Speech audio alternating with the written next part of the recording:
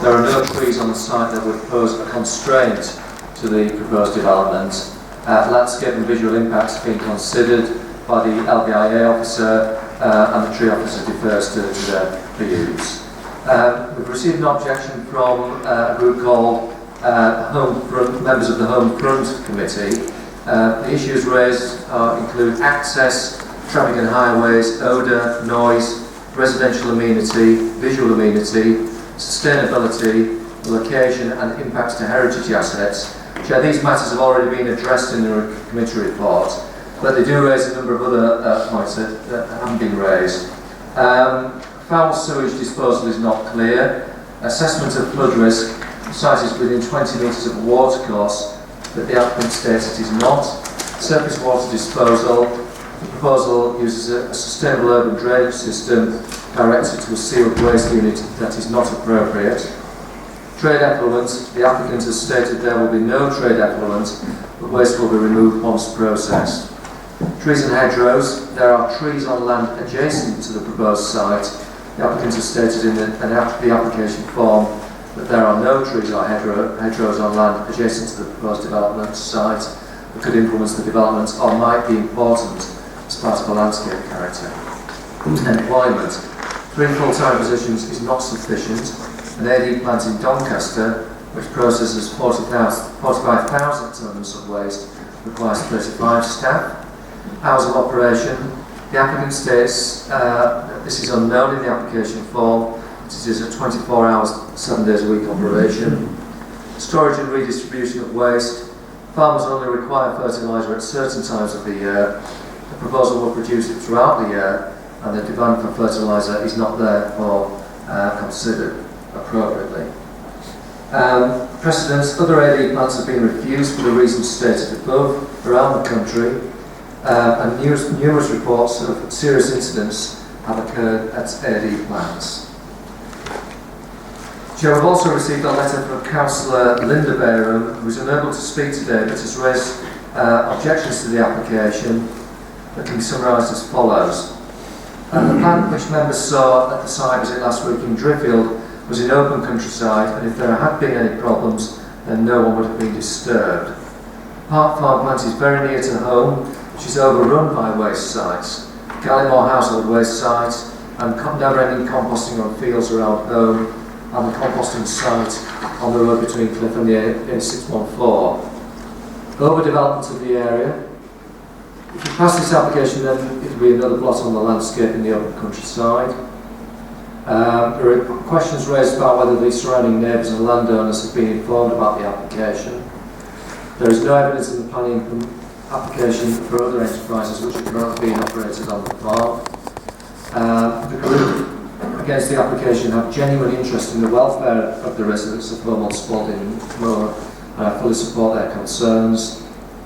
And also points regarding concerns that the highway is not appropriate to provide access to this site.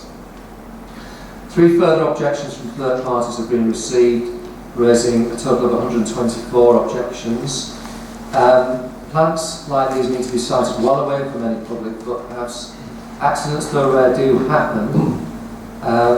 In 2013, Ed Mitchell, reporting to the House of Lords Science and Technology Select Committee, raised concerns. Since 2010, 90 incidents have been reported in Germany, and incidents in biogas plants list 36 explosions, while serious fires reported since 2003.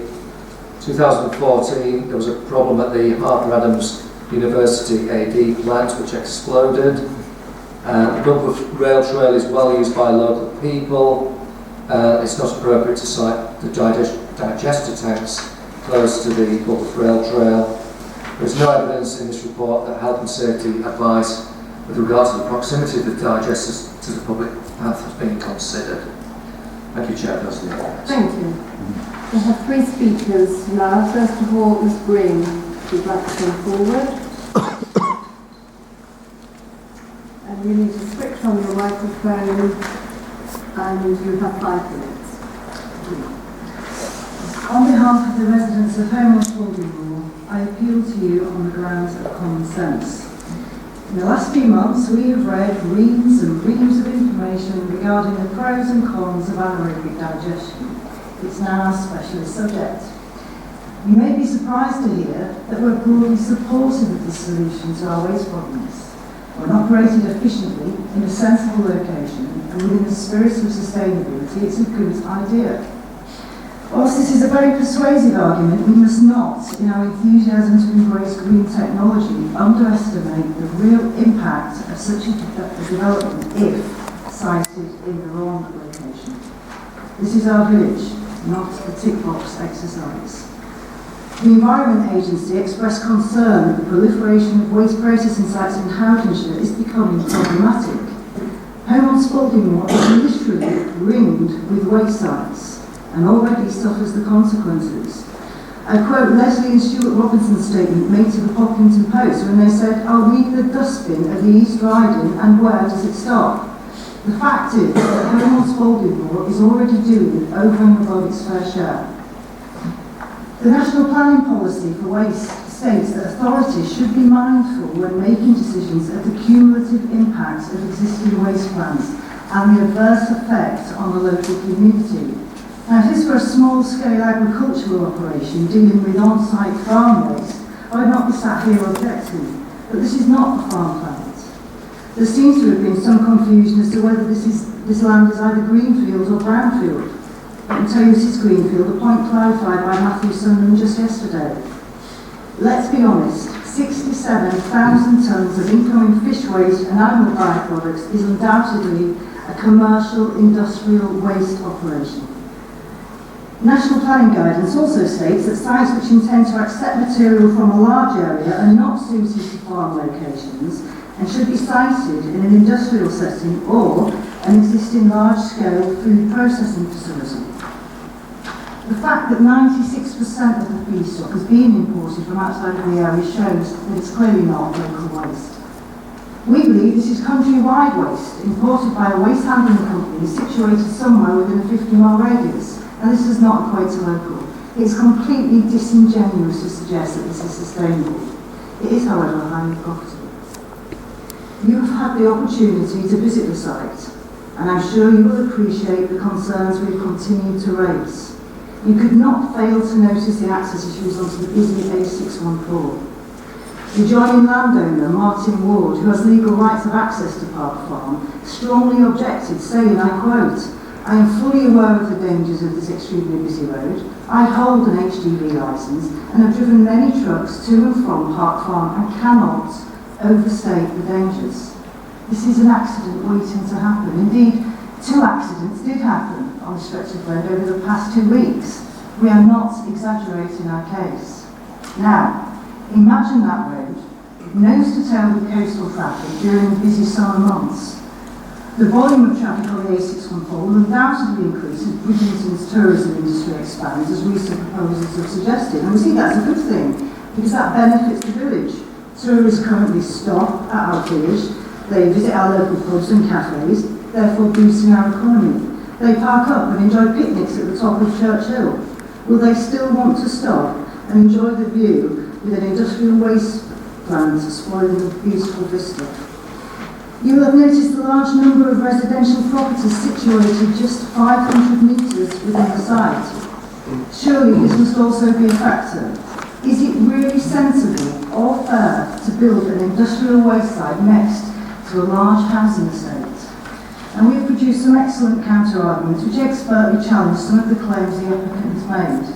But despite this compelling research and the time we've put in, time and time again, I cannot help but come back to my original reaction when I first heard of this application way back in November, and that was that this development is simply in the wrong place. And with that in mind, I ask you to use a common sense approach and refuse this proposal on the basis that whilst it may be the right type of green development, it is most definitely not in a suitable location and will have a devastating, long-lasting effect on our community. Thank you. Thank you, Ms. Green. So, Mr. Locke now, would like to come forward.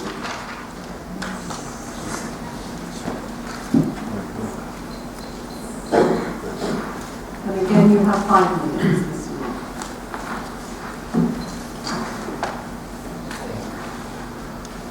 afternoon, Madam Chairman of the committee. I'm here again today to ask for your support for this application, which we feel will be an excellent example of renewable technology, farm diversification and an important part of our future energy security. As you're aware, the scheme proposed at Park Farm will be based on an innovative and highly efficient gas-to-grid technology. The location of Park Farm, directly adjacent to the gas grid, is crucial for the project, as biogas can be injected at source, and only certain points on the gas network have capacity for injection. Park Farm is one of those locations. As part of our preparation of the application, we were keen to work closely with a number of specialists and highly respected professionals who thoroughly assess the potential impacts of the project.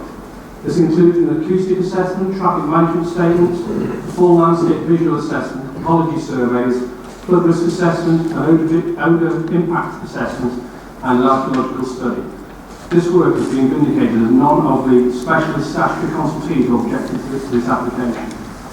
The project would reuse an area already dominated by a number of large commercial style buildings. The majority of the site is brownfields, and the design of the reception building and storage tanks has a use and character akin to farm structures, which can be coloured in a green shade of dark green. This and other mitigation measures, including bunding and tree planting, will reduce the overall visibility of Park Farm from the surrounding landscape, as well as linking the site into the surrounding vegetation pattern, and we are happy to work with local authority officers to ensure that a robust landscape mitigation scheme is delivered. We are also aware that some local residents have expressed concerns about the proximity of the local church. This was assessed at an early stage by project historic and visual experts. Both Historic England and the Council's Conservation Officer have stated that the proposal will not significantly harm the setting of the church. Indeed, our landscape visual consultant has demonstrated that due to the orientation of the church, there are no direct views to the AD site, and also views are limited from the churchyard due to the maturity of the existing trees. Another key concern raised by some residents has been the potential for odour impact. As we've set out in our statements, anaerobic digestion is a biological process which breaks down organic matter in an oxygen-free environment, with the AD digester tanks completely sealed in order to facilitate gas collection and eliminate any odour release. Odour from the delivery of feedstock products will be managed by ensuring a totally sealed reception process. Delivery vehicles drive into a sealed reception shed, roller shut doors closed, and the whole shed is operated under negative pressure with an air biofiltration system. The system has been fully reviewed by specialist odour consultants who concluded that the potential for adverse odour impacts in the vicinity of the site is considered to be very low. It should also be remembered that the site will require bespoke environmental permit from the Environmental Agency, which will enforce strict controls over any potential releases to air, water and land. And we will work closely with the Environmental Agency to ensure environmental best practice. It's also important to remember that the Newbold family who own and farm at Park Farm will be living in close proximity to the AD plant, and they have visited a number of similar plants in Europe to satisfy themselves that odour will not be an issue. As regards the products to feed into the biogas production, we've explained that a proportion will come from the existing poultry unit at Park Farm, and heat from the AD process will also be utilised to heat the poultry sheds in a renewable cyclical process. The majority of the feedstock will be delivered via the existing road system. We've noted that concerns have been raised by some local residents about traffic, and we've liaised closely with local authority highway people and planning officers to ensure a thorough assessment has been undertaken and consequently no highway objections have been raised. We've also explained to local highway authority officers that all traffic calculations are based on the worst case scenario. However, samples of feedstock have been analysed and have shown increased outputs of gas per tonne. If these outputs are maintained, the plant will actually require substantially less feedstock, and consequently traffic into the site will actually reduce. Importantly, there will be no traffic problems with the existing business at Park Farm. The main road past the site has not suffered from capacity problems, and highway officers have not raised any objections to the proposal. Feedstock is being sourced from a Yorkshire-based firm who will deliver food-based products to the site from within a 50-mile radius. 30 seconds remaining. The applicants have also indicated they have to invest in improvements to the junction to the farm, and if required, the Newbold family has said they would cease the public weightage on the farm, which would cancel out over half of the predicted traffic movements of the AD project. To conclude, the Park Farm AD project provides an important opportunity to generate 100% renewable energy from biodegradable products, reducing our greenhouse gas emissions and producing a useful biofertiliser for local farms. We know that the impact of climate change will see the UK's targets for the reduction of greenhouse gases increase. This project will help to meet our renewable energy targets and endorse our commitment to carbon reductions. Thank you, Mr. Locke. And now Councillor Aiken, please.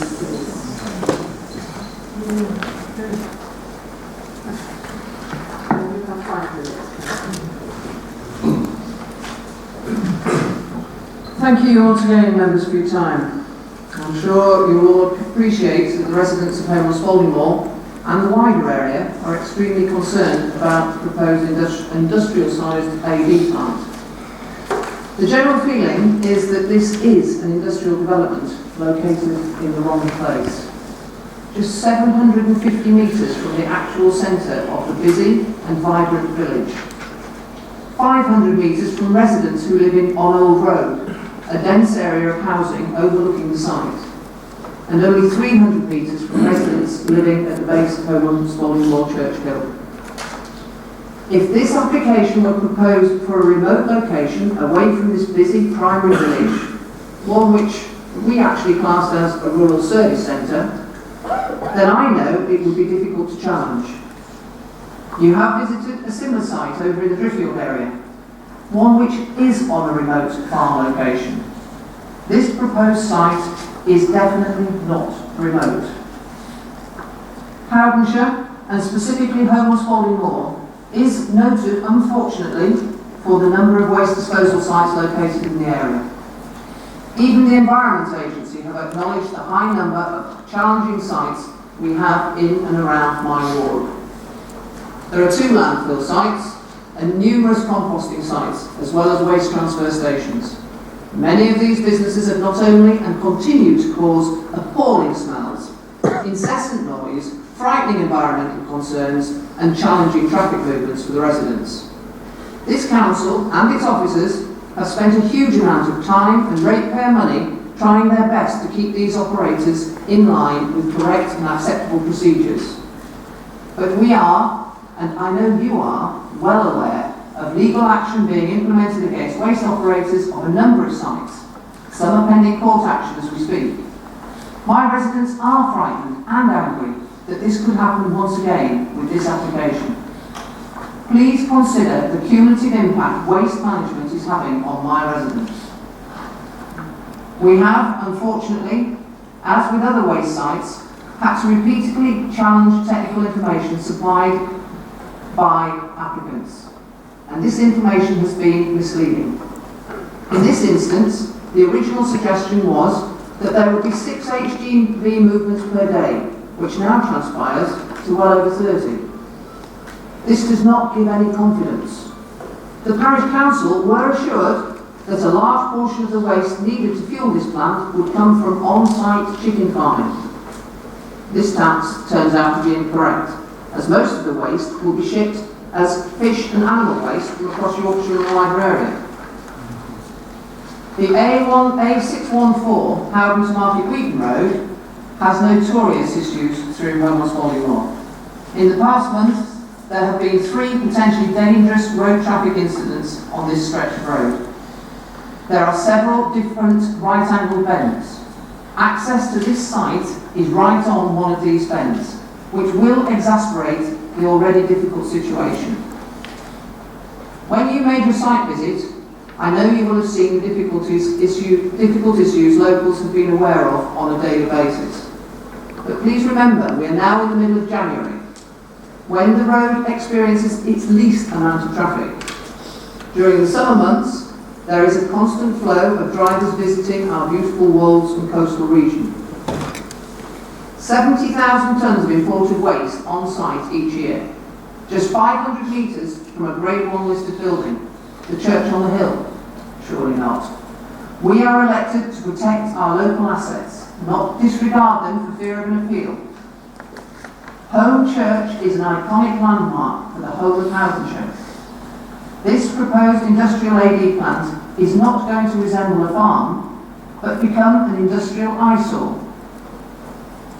Holme and Spalding Moor and this council have put a lot of effort and money to encourage tourism, and Holme Church is part of that programme. 30 seconds remaining. Please don't forget the Harper Adams University site, where they got it wrong. They put the mix in wrong and it's all exploded.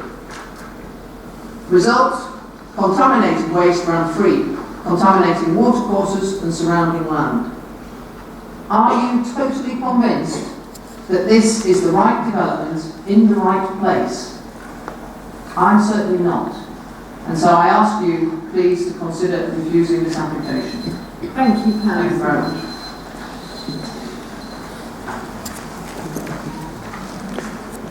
Thank you. So to start us off, Councillor Whittle, please. Thank you, Chair. I prefer to defer to all councillors.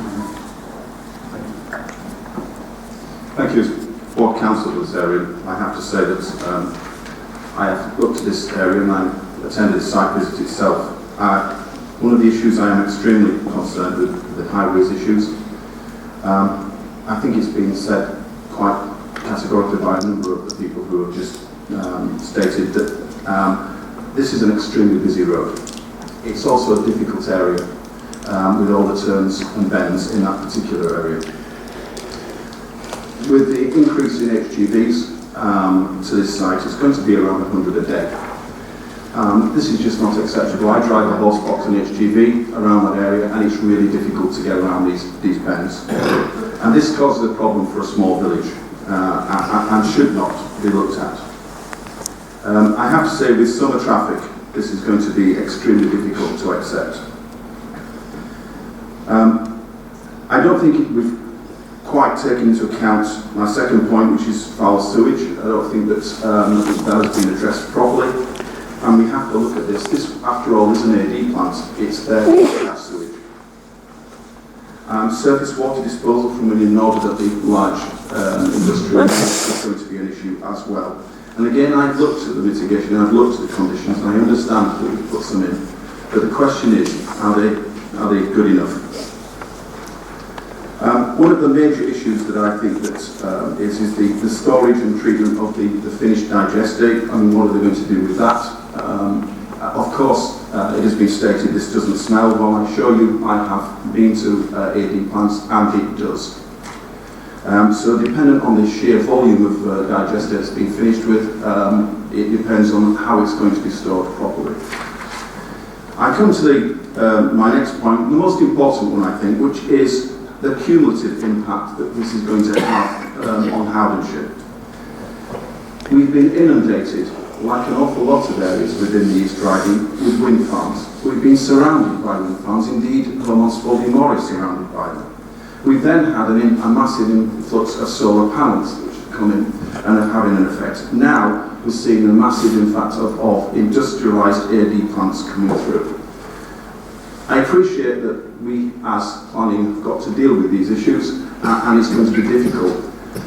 But do understand that in Howdenshire, a rural area, do we really want to be surrounded by an amazing amount of commercialisation? I have to say, an enormous wind farm, one of the largest in the country, and I originally bought the house to look at countryside. I had no say in that. I do in this, and I want to make my say that this is not the place for locals to have to look at. Then I come to my final point, which I think we've completely missed out on here, is that I have done some homework, as an awful lot of people have, on the safety of these sites. Yes, they are inherently safe, and of course the Environmental Agency will make sure that they run to safety. But let's not dismiss the fact that as a wind turbine or a wind farm, you're not allowed residents within 600 metres of that, and wind turbines are not inherently dangerous. However, we have residents within 300 metres here of a site that produces explosive gas under pressure for pumping in. One error and somebody's going to be 300 metres away from a major explosion. Is that acceptable for us to say that we're not allowed people within 600 metres of a wind turbine, but it's okay to have explosive gas within 300? I don't think so, and as a ward councillor I cannot support this, and I move that we decline this application. Second. Have you given reasons? Just give them. Thank you, Councillor. So we go back to Councillor Whittle now, who's just seconded. Thank you, Chair. Great pleasure in seconding Councillor Wilkinson, who has spoken from the heart. and with a great deal of common sense. I had the pleasure, Chair, along with other members of the Planning Committee, to visit the anaerobic digester near Driffield. And wow, did that allay my fears. I was very impressed. It's a well-run site, it's well away from humanity. I think the nearest congregation, if you like, is the pig farm. So we are in that sort of situation in the open countryside, running an anaerobic digester, which if it does, as is extremely unlikely, but if it does go bang, it's not going to damage too many people. And also, if it does happen to produce smells, which in this case it doesn't, being a well-run site, it's not going to disturb people. Compare and contrast that site with Holme and Spalding Moor. As has been said, both by the brilliant speakers before and by Councillor Wilkinson, Holme on Spalding Moor is rapidly becoming the capital of waste in the East Riding. It's surrounded by odoriferous producing businesses of various natures, ranging from waste transfer to landfill to composting. And I'm afraid, Chair, you know my views on composting. I don't think this is the right site. That's fairly obvious. I don't think the access is right. I don't think you can do anything with that access. Vehicles exiting onto the A614 are going up a hill. If you're driving a heavy vehicle going up a hill, you're going to be in trouble if, for instance, the road is jammed, or if there's snow on the drive, or if there's ice, or even rainwater. That is a difficult egress onto the A614. So that's another tick against this application in my mind, Chair. I'll also draw your attention to the vista which would be enjoyed by the people living on the A614 overlooking the site. Currently they're overlooking a normal farm, if you like, with barns. Barns which you expect to see on a farm.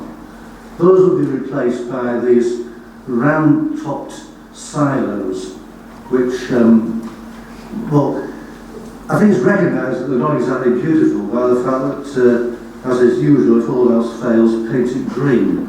So that leads me to, I think, my last point, and that is the action by the community. I find this to be a startlingly good document, and I would commend them on it. I think that is an object lesson on how to present objections to a planning application. And I think the people who produced this could very well start a cottage industry, selling off their expertise to other communities with a similar problem. And I commend them for their effort. I think it's a brilliant document, extremely well researched and well done. I think that's about it, Chair. I'd like to compliment the speakers and reiterate my seconding of Councillor Wilkinson. Thank you. Thank you, Councillor. Councillor Baron, please. Thank you very much, Chair. And I also would like to congratulate the people who put together that pamphlet or whatever it is. It seemed very, very professional and the way it was done. I'm going to support the proposer and the seconder on this. I mean, I've just noted one or two things. I know there was a letter came from one of the ward members about the planning history and the use of the large sites. Will that be looked into? I noticed on page 155, I couldn't see where the planning permission was being granted for the industrial use on it. And maybe it's been in use doing that for more than 10 years, I don't know. No need to answer me back on that. One of the main concerns is the access, the exit from the site. Now, whether or not this will get approved, I don't know, but if it does get approved, will you make sure that any vehicles leaving the site can sit on a level piece of ground before they enter onto the road? Because if they've got to drag something uphill, and like Councillor Whittle said, if it's a little bit of ice or grit on the road or small stones, it's going to take a long time. It's not going to get onto the road very easily.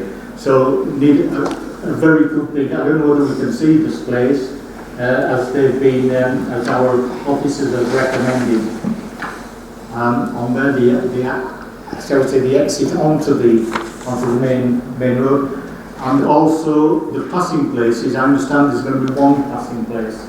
Now, as Councillor Wilkinson says, 30 movements a day could end up with 100 day, and there's some days with none whatsoever. Near where I live, there is the brickworks on a single track road.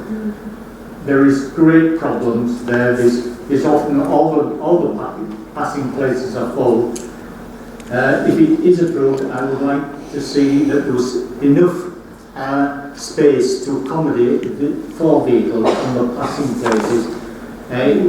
Probably ideally 2 passing places large enough to accommodate 2 in each of them, not just 1 passing place sufficient for 1 vehicle, because I don't think that would be enough in a situation like that.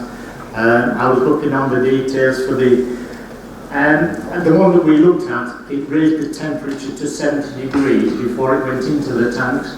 I don't know whether there's that facility on this. I know it's a technical matter, but if it does get approved, it's to make sure that will happen. I did ask about the reasons for refusal. Councillor Wilkinson said he'd already got them in place. I'm assuming he's saying and it's what the seconder said, the over-intensification of this type of waste-related operations within this area or around this settlement is one of the main reasons. I think it would be difficult to decide. Thank you, Councillor Graham. I think Councillor Wilkinson made his reasons absolutely clear, actually. You just said 1 or 2 things that made me want to bring Will parking. So perhaps if Will could comment on vehicle movement, etc., etc. Certainly, Chair. Through the Chair, the application has been thoroughly reviewed by Highway Management in consultation with the applicant submitted details as well, and it transpires that from our aspect most of the things they've said are acceptable subject to improvements. One of the improvements being the junction improvement. This accommodates extra width and the vertical alignment, which you were saying the level would be taken into account when that was improved. There are minimum standards for that aspect, so that would be looked at. We wouldn't leave a substandard access arrangement. In fact, that would be improved better than that, including any road drainage as well, which would be needed at that point, or drain back onto the land, onto the private trackway. Regarding the passing bays, I believe that the actual trackway leading into it isn't publicly maintainable highway. Consequently, we really can only ask for aspects which we feel is put forward by the developer, because we have no jurisdiction on private matter as such as the damage to it or the road safety aspect. It's not a publicly maintainable highway. We have accepted the 1 passing bay. For 1 vehicle? Well, it's all about intervisibility as well, Councillor. That way you can see other vehicles coming at you and the number of vehicles coming onto and off the site. As you've read in the report, the weighbridge will be closed. That's one of the conditions that we've recommended, so that will lessen the vehicle movements down that site. The other things we've asked for are the actual capacity levels on the A614, which has been assessed. There is sufficient capacity to accommodate this particular usage without going over the RFC or capacity levels that the A614 has been designed for. Yes, it is accepted that the A614 has a risk to vehicle users, as of every highway in the authority. Looking at the last 5 years accident data held by the authority, there was 2 recorded accidents. Taking into account all the objectives said there was 2 last week, that hasn't come to us yet, but I will check that one as well. None of those 2 accidents in the last 5 years, one in 2011, one in 2013, were associated with a junction access.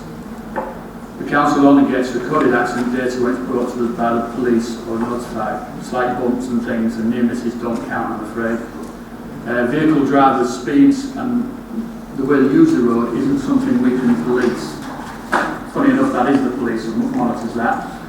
The bend itself is a hazard if you take it too quickly. The bend also acts as a traffic calming feature, hence why there isn't that many accidents recorded on there. If you're driving too fast, that's something to be done with the police and you're not adhering to the road traffic regulations. The other thing is the vehicle movements per day. Council has mentioned that could be up to 100 a day. We don't assess it that way at all. we've looked at the details and we come far less than that. Even if it was down to 6 or 7 a day, or even 30 a day, that would be within capacity. Thank you, Chair. Thank you. Councillor Rodney. Can I just clarify something, Chair, before you actually move on to that? You did mention that they were closing the wage. Thank you. He did mention that the applicant that they could look to closing the wage. I can't see anything in here. Do we actually know they are doing it or not?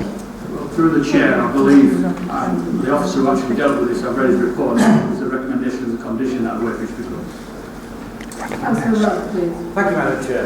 Well, it's all been said, and very eloquently, I must say, by the objectors. What I actually, and I recommend this document as well, but I'd just like to make a few points and picking out what some of the objectors have said. Industrial setting, yes, I think this is what it creates here. Not a suitable location, yes, entirely agree. It is unsuitable. Also, the cumulative effect of waste disposal facilities within the area, that's another thing as well. Also, 124 objectors, it's a lot of objectors, a heck of a lot of objectors, and that has got to be taken seriously, I believe, into consideration by the planning committee. And of course the road, on a bend, very dangerous. There's no doubt about it. And not only the fact of the danger of the road, but the movement of traffic as well. The amount of lorries that will use it. Yes, I respect what Mr. Park says about the vehicle movements and the numbers it could be and so on. But how do we know there's going to be that movement? There might be far, far more. It's very difficult to say. But I'll go back to, I think, what Councillor Aitken actually said. It's in the wrong setting, and I entirely agree with it. So I cannot support this. Thank you, Councillor. Finally, Councillor Galbraith, and then we will go to the vote. Thank you, Madam Chairman. I was among a number of the members of the committee who went to see an anaerobic digester in action at a site near Driffield. It'd been up and running for a few years, and I found that to be a very reassuring visit in many ways. We saw pretty well the whole range of operation of that plant in our visit. We saw material being delivered to the plant. We saw the handling of that material as it was unloaded in the bay. We saw the initial stages of treatment of such things. We saw the conveyor belt which took it off. We heard the noise of the engines that generated electricity from that particular design. I think those people who went on that would agree that we didn't come across any significant offensive odour on that occasion. We asked the farmers and operators on that there, had they had many complaints? And they told us that the complaints of odour they had were not to do with the operation of the plant, but due to manure spreading on their fields, which would happen in any event. You have to spread manure on farm fields. So I was much encouraged by that visit. They also made what I thought was a powerful point, that they live and work on that site themselves. They lived in a farmhouse, or some of them, which wasn't by far the nearest thing to the plant. So they made the good point that we have more to lose than anybody else if this system doesn't work. And I noticed the applicants here have made that same point. The one thing that does weigh heavily with me is the access. The visual appearance is not going to be significantly worse than what's already there. I set that to one side. Ownership of land, that's not really a planning issue for us. Control of odour, that's really a matter for the environmental agency. The thing that I really do worry about is the access. I thought that it was not up to scratch. I thought it would be dangerous to have a lot of HGVs trying to access and egress that point. Yes, we're told that the visibility displays and so on will be improved, but I'm not sure that that will altogether mitigate the danger. I think it's the wrong place to take access to this sort of operation. I think it's a narrow decision in my mind, but I think to err on the side of caution, I think I'll vote with the motion to refuse. Thank you. Thank you, Councillor. Well, on the table we have refused, moved by Councillor Wilkinson and seconded by Councillor Whittle. Councillor Wilkinson gave very full reasons. So we will go to the vote. So I'm going to ask you to vote, all those in favour of refusing this application for the reasons given. Please vote now.